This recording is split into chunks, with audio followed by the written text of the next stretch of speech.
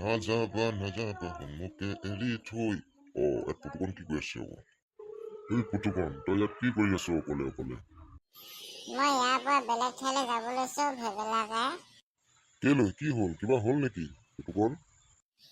মোক কাইলৈ বহুত মাৰিব। কোনে মাৰিব তোক?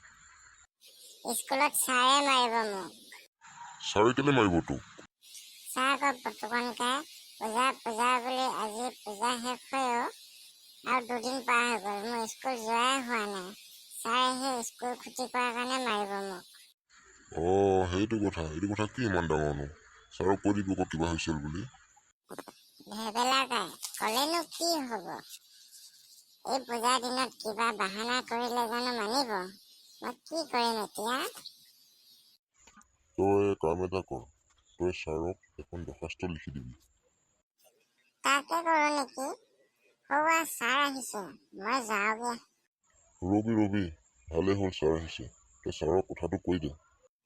ভাল হ'ব জানো কথাটো? হ'লেও কৈ দিওঁ, যি হয় হ'ব। তহঁতি ইয়াত কি কৰি আছ? ছাৰ, পুতুকণে স্কুল নোযোৱাত মাৰিব বুলি ক'ৰবালৈ যাব ওলাইছিল। তাকে মই বুজাই আছো ছাৰ। পুতুকণ, এয়া মই কি শুনিছো?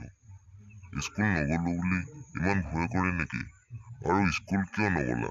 পূজাৰ ছুটী দেখোন দিয়া হৈছিলেই। শুন পুতুকণ, স্কুল কিয় মা দেউতাই যাব দিয়ে আৰু কিয় শিক্ষকে নগলে খং কৰে জাননে? ছাৰ কিয়নো?